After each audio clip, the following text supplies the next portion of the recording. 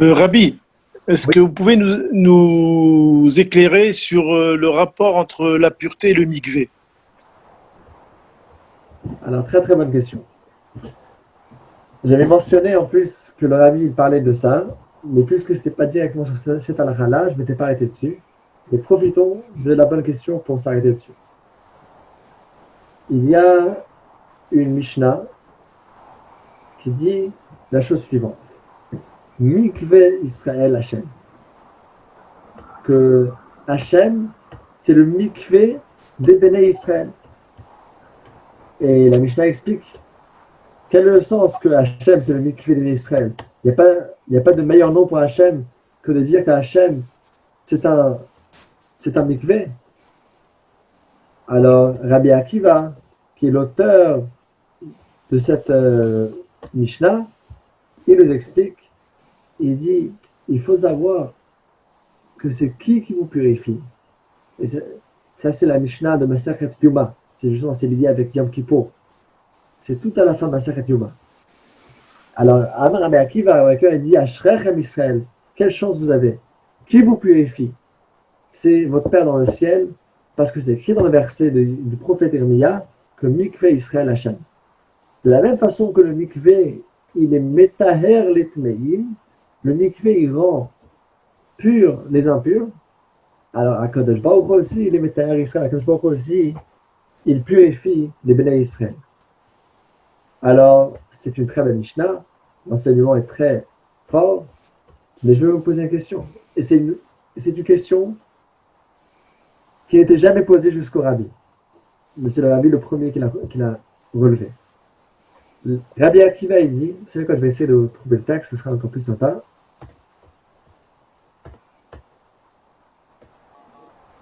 Voilà. Alors, j'ai le texte, je l'ai trouvé. Voilà. Vous voyez ici, dans le texte, c'est un Mishnah de la fin de Masechet Yuma qui parle de Yom Kippur. Rabbi Akiva dit, vous avez de telle chance d'Israël qu'Hachem lui-même il vous purifie. Et avec le passage qui dit qu'Hachem est comparé comme un mikvé. Et il conclut, regardez les deux dernières lignes. Ma mikvé metaher et tatmeim. De la même façon que le mikvé rend pur les impurs, Af Akadosh Baruch Hu metaher et Israël, pareil, Hachem, il purifie les Bnei Israël. Quelle est la question, à votre avis? Dans ces deux lignes, c'est une phrase qui n'a aucune question a priori. De la même façon que le mikvé rend pur les impurs, pareil, Hachem, il rend pur les Bnei Israël. Est-ce qu'il y a une question ou est-ce que c'est une phrase qui est simple?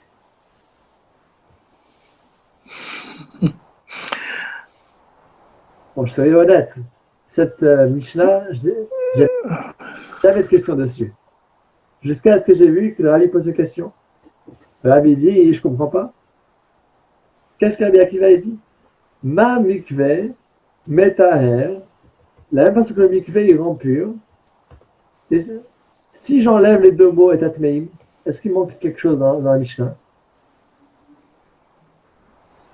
Si j'avais dit la même façon que le mikveh il rend pur, pareil Hachem il rend pur et Israël, est-ce que la phrase serait manquante ou bien j'aurais tout ce qu'il faut, j'aurais toutes les informations? Si j'enlève les deux mots, et tatmeim, a priori, j'ai pas besoin de ces deux mots-là. Parce que de rendre pur, je rends pur les impurs, mais c'est évident que je rends pur les impurs. Je rends pur qui? Je rends pur les purs. Donc c'est deux mots superflus. J'avais pu, et donc j'avais dû, parce que chaque mot c'est précis la Mishnah. J'avais dû écrire de la même façon que le mikvé rend pur, Hachem aussi rend pur, les Bnei Israël. Pourquoi dire Mhm. parce que le mikvé rend pur les impurs? Évidemment. Et qui alors? Alors le rabbi, il pose la question.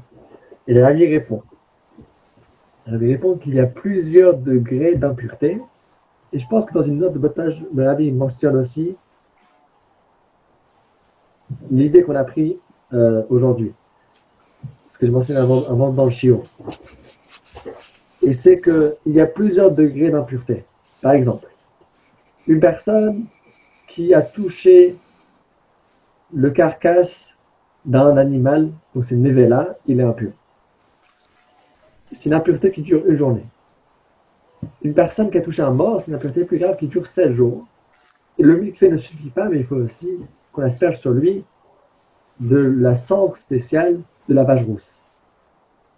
Alors, est-ce qu'une personne qui a les deux impuretés, la petite et la grande, il a les deux, est-ce que ça vaut quelque chose qu'il aille au mikvé aujourd'hui? A priori, de toutes les manières, il serait impur. Parce que de toutes les manières, il devrait attendre les 7 jours avec l'aspersion pour se rendre pur de l'impureté du mort. Alors, est-ce que ça vaut quelque chose qu'il a eu mikvé aujourd'hui pour le premier degré d'impureté? Il a deux impuretés. Alors, logiquement, je dirais non. De toute façon, s'il reste impur, c'est à quoi qu'il a eu mikvé? Et c'est ça l'enseignement et le chidouche de Rabbi Akiva. Rabbi Akiva, il dit, et c'est une lecture tout à fait différente maintenant. La même façon que le mikvé, il rend pur, est atmeim. Le mikvé, il rend pur, même celui qui va rester tamé. Même celui qui va rester tamé, après s'être trempé dans le mikvé, parce qu'il a une impureté encore plus grave.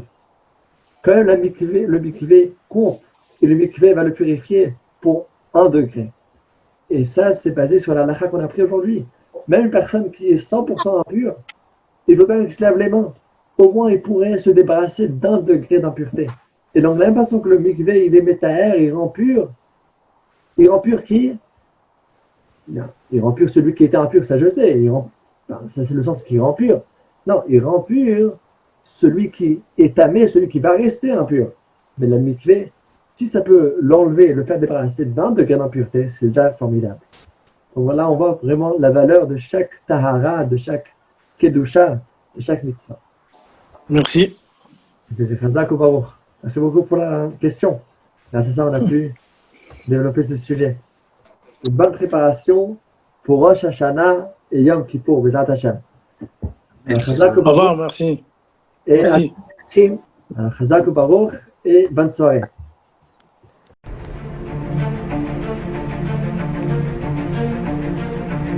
Et si connaître toute la Torah était possible, plongez-vous dans les joyaux de la Torah. Étude du Rambam, le Maïmonide, cours de qualité par des rabbins francophones aux 4 coins du globe. Un chapitre chaque jour, à raison de 20 minutes, pour finir en moins de 3 ans d'apprentissage de la Torah.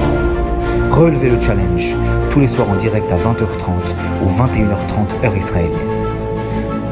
Nos cours sont accessibles à tout moment, YouTube, Facebook et sur notre site torah24.com.